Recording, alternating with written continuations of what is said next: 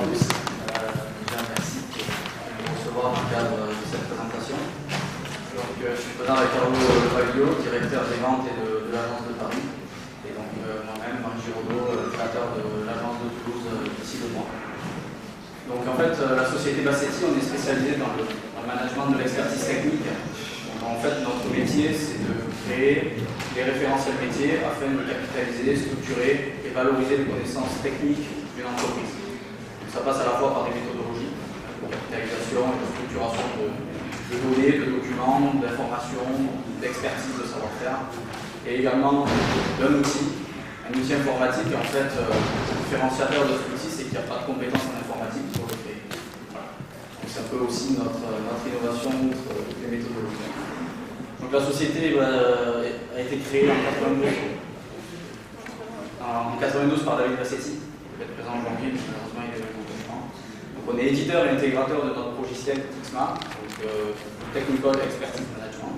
Et en fait, on est composé d'une équipe d'ingénieurs de métier qui sont dans le domaine des matériaux, dans le domaine de la chimie, de l'électronique, de l'aéronautique. Aujourd'hui, c'est notre cœur de métier. Et une société donc implantée à l'international, donc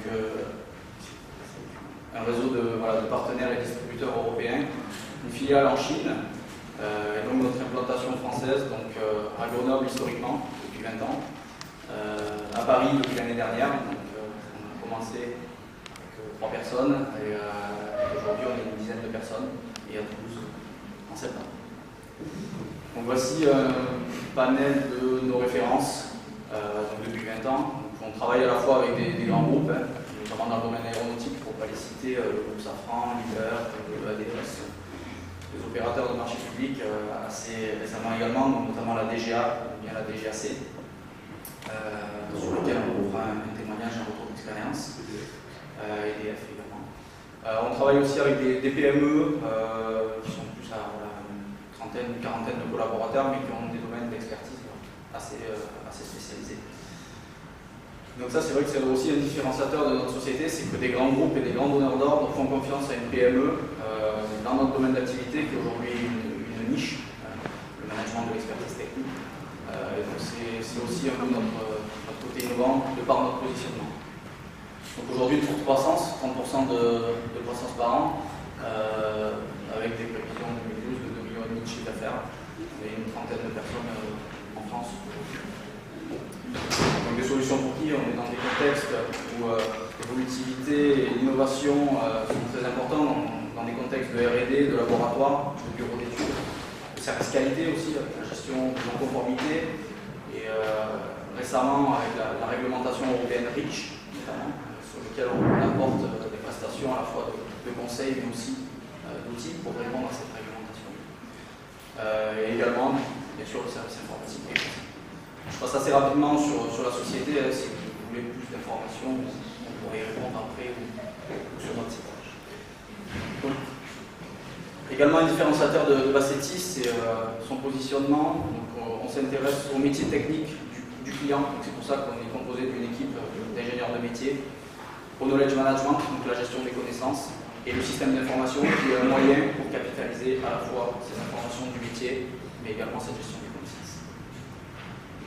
Positionnement de TIXMA très rapidement, donc on part d'un niveau le plus bas qui est la capitalisation, à la fois de données, de documents et de savoir-faire autour justement de ce métier. Donc ça, c'est vrai que c'est un différenciateur aujourd'hui au niveau des outils qu'on peut trouver sur le marché, par exemple, qui sont souvent des outils très spécialisés, type gestion électronique de documents, ERP, PLM pour gestion des produits. Là, notre force, c'est de venir créer une structure qui est capable de réceptionner l'intégralité de ces informations.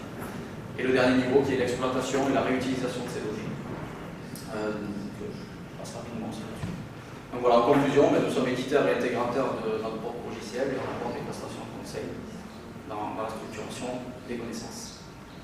Et juste très rapidement sur les domaines d'activité que l'on touche, donc notamment la création de référentiels métiers, dans le cadre par exemple des matériaux, produits, nomenclature, composants électroniques par exemple. On va s'attacher à tout ce qui est gestion des essais, tous les essais qui sont réalisés, pouvoir les identifier, capitaliser les résultats. Le retour d'expérience également, qui peut être fait sur tous les domaines d'activité, société sur tous les métiers, comment conserver les bonnes pratiques, les erreurs à ne plus commettre. Tout ce qui est gestion du risque chimique également, par rapport là spécifiquement sur la réglementation européenne REACH, une réglementation aujourd'hui qui touche toutes les sociétés. Historiquement, la société a été créée avec l'outil TIXMA pour capitaliser un référentiel métier matériaux. Et aujourd'hui, ça représente le cœur de notre chiffre d'affaires également. Et récemment, une offre méthode, comment capitaliser les bonnes méthodologies et optimiser les temps de production. Donc voilà, c'est une société innovante, donc de par son positionnement, son offre, également les personnes qui la composent, qui sont des ingénieurs de métier dans le domaine du management de l'expertise. Je vais maintenant passer plus sur notre retour d'expérience, sur 20 ans de société, donc notamment dans le cadre des marchés publics. Ça fait pas 20 ans qu'on répond à des appels d'offres, ça fait pas 20 ans que j'y réponds non plus. Ça c'est vu. Mais voilà, au moins vous donner notre retour d'expérience aujourd'hui. Alors on répond peut-être à un peu moins d'appels d'offres que la personne qui était présente auparavant. Aujourd'hui, en fait, on répond à peu près à une dizaine d'appels d'offres par an. Et aujourd'hui, voilà, ça représente... Je vais juste faire une petite parenthèse par rapport à ça. Ça a commencé par une bagarre en répondant aux appels d'offres dans l'entreprise d'Assetti. Entre ce jeune homme qui voulait absolument répondre à un appel d'offres, il a eu raison puisqu'il l'a gagné, il l'a emporté. De mon expérience, donc un vécu un petit peu long peut-être, où il faut prendre des dossiers déjà aboutis. Ça veut dire que pour nous, c'est l'impossibilité de travailler en amont sur un dossier.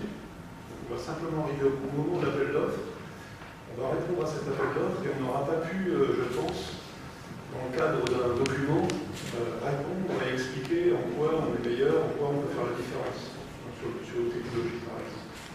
Donc ma volonté, elle est de dire non, tant qu'on ne peut pas être visible dans ces marchés en amont de l'appel d'offres, on va pouvoir expliquer qui on est et notre qualité. On diminue considérablement notre chance de gagner un appel d'offres. Voilà.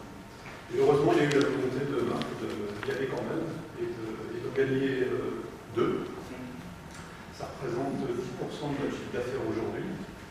Donc c'est insuffisant, on voudrait en faire plus. Bien sûr, vous en doutez. Voilà, c'est une des raisons pour lesquelles, jusqu'à présent, on n'allait pas trop dans le domaine des marchés. Donc voilà, un des problèmes effectivement que l'on rencontre, c'est qu'on a également une offre qui nécessite de bien comprendre et de prouver notre différenciateur. Et donc une des difficultés que l'on peut rencontrer, c'est notamment les échanges en amont de l'appel d'offres, mais également les échanges qui peuvent avoir lieu pendant l'appel d'offres, aujourd'hui qui sont inexistants, ou alors il faut les écrire, enfin faire des demandes écrites. On est plus sur des échanges, justement, sur vraiment de la compréhension et du positionnement. Alors c'est dans les deux sens. C'est pour nous une difficulté de dimensionner le projet, de dimensionner le périmètre, du coup l'offre technico-commerciale derrière.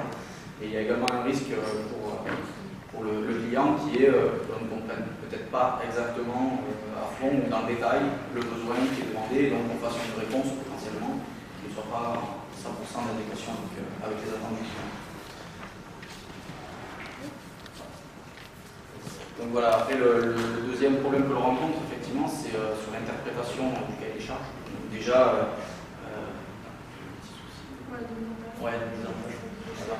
donc voilà, un cahier des charges qui est souvent très long, très détaillé. En général, c'est 200 voire 300 pages.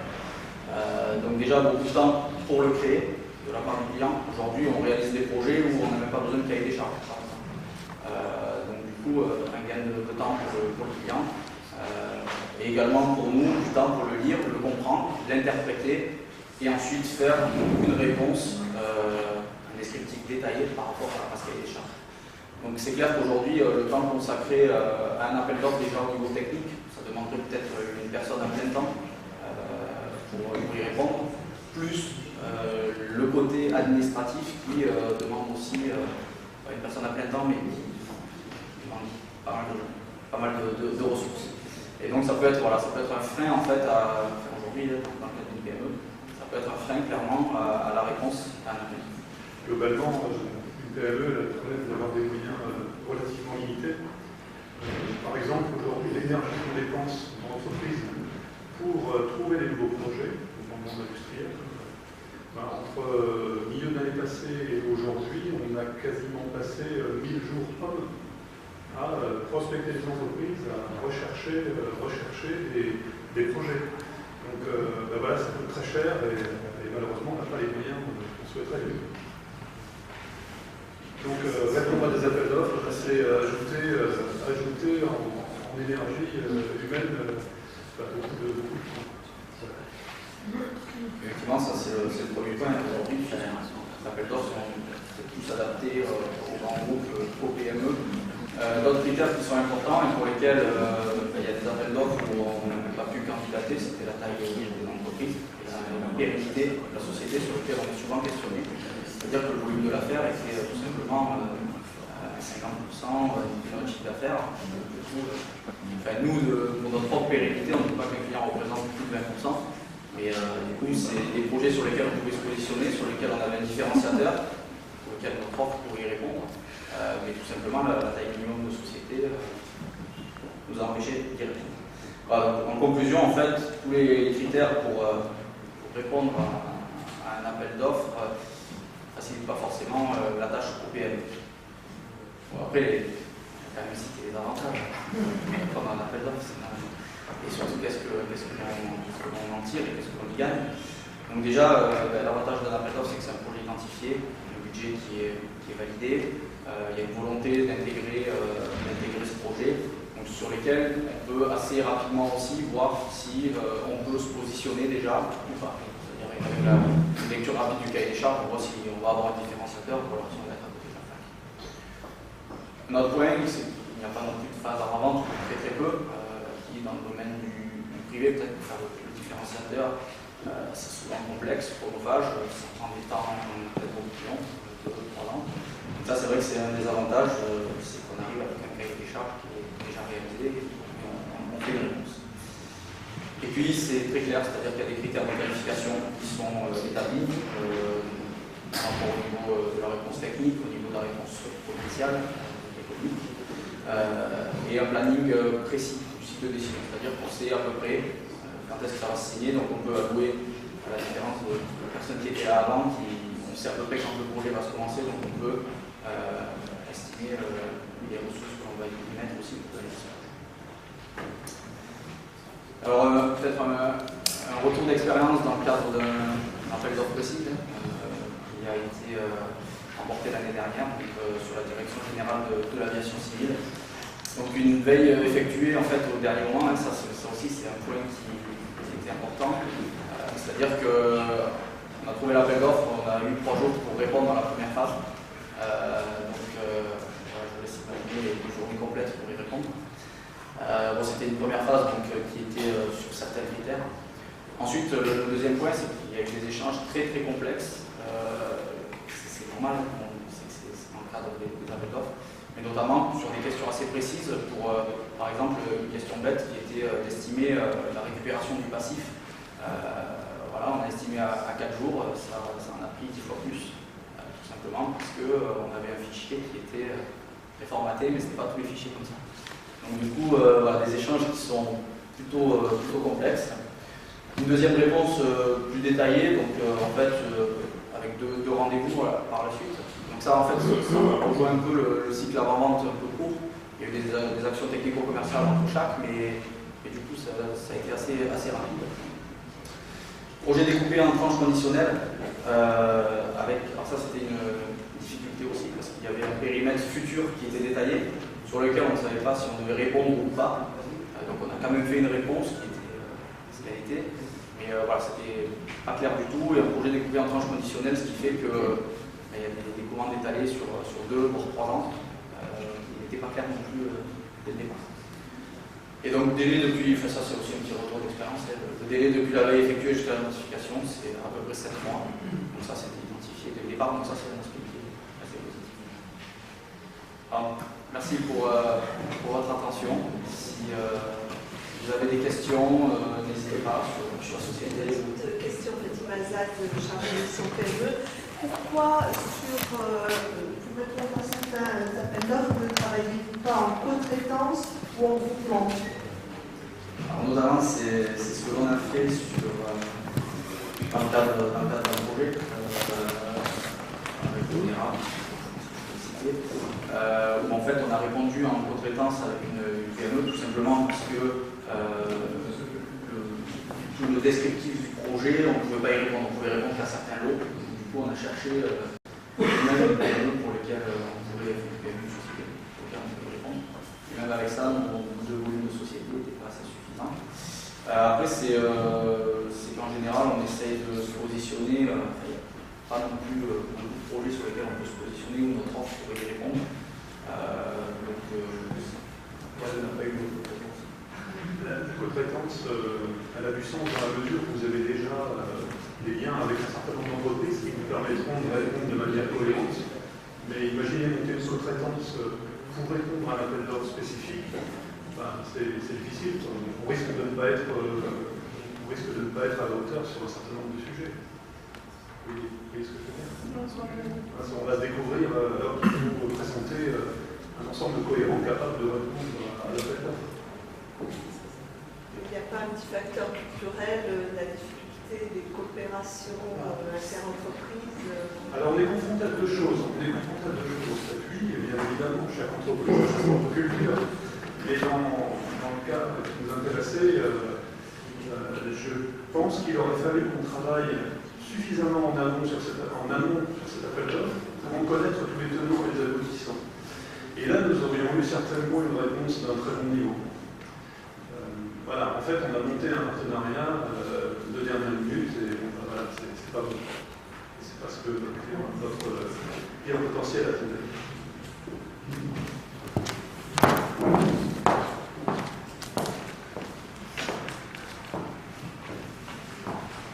Oui, alors, vous nous avez parlé des appels d'offres que vous avez remportés, mais ceux que vous avez perdus, est-ce que vous avez, là aussi en votre expérience, notamment, des réponses, que vous avez compris pourquoi vous avez perdu ces appels d'offres? Parce que la réponse était claire, que était achetée en public. Il n'y en a pas beaucoup. Alors, on n'a pas répondu à beaucoup d'appels d'offres. Oui, non, il y a même celui-là. Souvent, ça a été vraiment le critère de taille de société. Parce qu'on se positionne aujourd'hui sur des projets quand même qui ont une certaine envergure, une certaine ampleur. Donc du coup, le critère de la PME, notre chiffre d'affaires, qui a 2 ou 3 ans, de façon qu'il est aujourd'hui, ça c'était déjà la première réponse que l'on a eue, même souvent sans réponse. On l'a appris par notre partenaire, donc voilà. Après c'est souvent le descriptif technique, justement, que par ce manque d'échange, on est évalué sur une réponse technique sur du papier, alors que dans le cadre notamment de l'industrie informatique, ce serait faire des démonstrations, montrer des choses beaucoup plus détaillées, pas uniquement une réponse technique. Voilà. Ma question, c'est les informations qui vous sont communiquées, elles sont suffisamment claires pour comprendre vraiment ce qui a péché dans votre réponse? Pas détaillé au point où on le souhaiterait, mais c'est souvent vous n'avez pas été retenu pour telle raison. Sur une réponse de 200 pages, c'est vrai que c'est peut-être un peu léger. En tout cas, on sait qu'on n'a pas été retenu.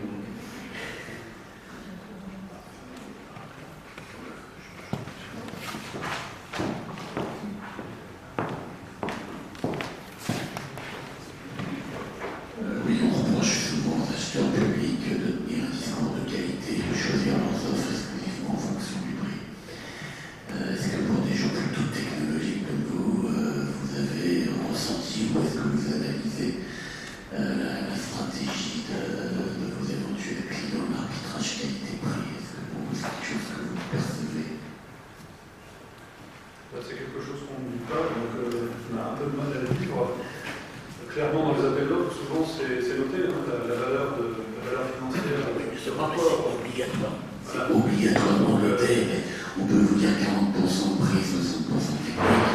Ça fait une belle jambe, je prends un exemple assez classique. Pas des experts. Si vous hésitez dans votre réponse technique à apporter une prestation que vous savez bonne, mais qui va vous coûter quelque chose. Vous devez faire un arbitrage entre une meilleure offre technique qui va être plus chère et vous risquez de perdre sur le prix. Je vais vous donner un exemple. Voilà, très concrètement, le foire, comment vous pouvez. Je vais vous donner un exemple. La particularité de notre offre, c'est qu'on ne fait pas de développement spécifique. C'est-à-dire, quand on répond à un appel d'offres sur lequel, théoriquement, des entreprises comme IBM, HP ou des grosses sociétés de services comme ça répondent, elles répondent, elles, avec des outils de programmation et des développements purs. Donc elles arrivent, par exemple, en réponse à plusieurs centaines de jours de prestations pour réaliser la prestation, plusieurs milliers de jours. La technologie qu'on a mis en œuvre permet, elle, de ne faire que du paramétrage, de ne pas utiliser l'outil de programmation. Donc du coup, notre réponse, elle va être plutôt sur des plusieurs dizaines de jours, ou plusieurs centaines de jours, vis-à-vis de plusieurs milliers de jours. Et là, on peut être discrédité. Et aller expliquer ça dans un appel d'offres, bah, c'est pas du tout évident, vous pouvez le croire. Parce que quand on explique ça, quand on va voir un industriel, la première chose qu'il fait, moi j'aimerais bien voir du concret. Allez, venez, on va faire un maquettage et montrez-nous comment ça marche. Voilà, et ça, on ne peut pas le faire en phase de l'appel d'offres. C'est souvent comme ça que ça se passe.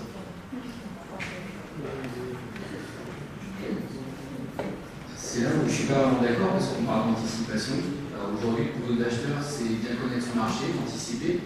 L'appel d'offres, le marché public, c'est un outil, c'est un bel outil de négociation. Et avant tout, rien ne vous empêche de venir nous voir. Il y a des directions achats, on est ouvert. Si on a des besoins qui peuvent correspondre à vous, enfin, je veux dire, au niveau de l'appel d'offres, après on est bloqué, c'est clair. Le marché public, c'est les commissions. Mais avant, on fait ce qu'on veut. Et rien ne vous empêche de venir nous voir avant. Donc, et là, il n'y a pas de différence entre le privé et le public. Hein. Je suis tout à fait d'accord avec vous. Je vous disais tout à l'heure, on dépense à peu près 1000 jours pour trouver du nouveau projet. Donc il faut qu'on en dépense encore un petit peu plus pour venir vous voir. Et c'est très clair que plus on sera en capacité de travailler en amont sur les projets, plus nos chances de réussite seront bonnes. Ça, c'est très clair. Après, nous restons une PME et on s'appelle ni IBM, ni Packard. On ne reçoit pas systématiquement les appels d'offres. Voilà, c'est notre problème. Non, mais celui-là, il faudrait que je voulais juste clarifier le point que l'appel d'offres est un outil de négociation pour nous, effectivement. Après, je veux dire, grosso modo, on répond à les mêmes règles que dans le privé. Donc, il n'y a pas de raison que ça ne puisse pas passer. Après, c'est votre arbitrage à vous et votre choix à vous d'investir ou non. Mais grosso modo, voilà. Après, c'est vrai que si vous venez juste au moment de l'appel d'offres et qu'il n'y a pas eu effectivement d'études en amont, vous prenez un risque. On va grandir et c'est promis, on va venir nous solliciter. Je pense qu'il faut quand même raison garder, c'est-à-dire que c'est une entreprise de 20 collaborateurs, il y a 600 opérateurs de l'État, donc c'est compliqué de demander à la petite entreprise de faire un effort. C'est l'opérateur qui a des équipes qu'elle ne connaît pas ou qu'elle identifie mal, et même nous, ça fait 1 an qu'on dirige ce programme opérateur de l'État et on n'identifie pas tous les opérateurs. Donc je pense qu'on ne peut pas demander à la PME de faire cet effort-là. Ce que vous dites sur les acheteurs, sur les réactions directes, c'est vrai que moi je pense que c'est à vous de faire ce signe et d'essayer d'identifier les PME, les ventes, et ça fait partie des choses difficiles, peut-être difficiles du métier d'acheteur, justement d'identifier des PME, parce que par définition elles sont petites. Donc il faut les trouver. C'est une raison d'impact PME, les acheteurs à faire ça, à aller sur les sites, à aller faire des curieux, etc. et aller trouver des nouveaux fournisseurs. Ça fait partie du métier d'acheteur. Par exemple, si nous avions la possibilité de renseigner une base centrale quelque part en expliquant qui nous sommes, ce qu'on sait faire, vous savez, une espèce de référentiel métier. Voilà. C'est une très bonne transition. Mais si vous aviez un référentiel métier dans lequel vous auriez la possibilité de rechercher par des requêtes multicritères les sociétés, les entreprises capables de répondre à tel ou tel point technique, ce serait déjà peut-être une nouvelle avancée pour nous.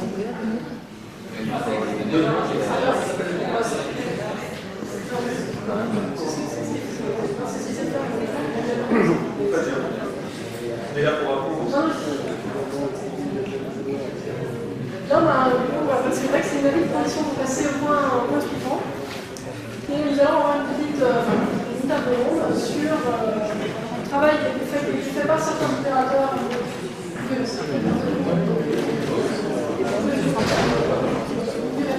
On va le trouver là.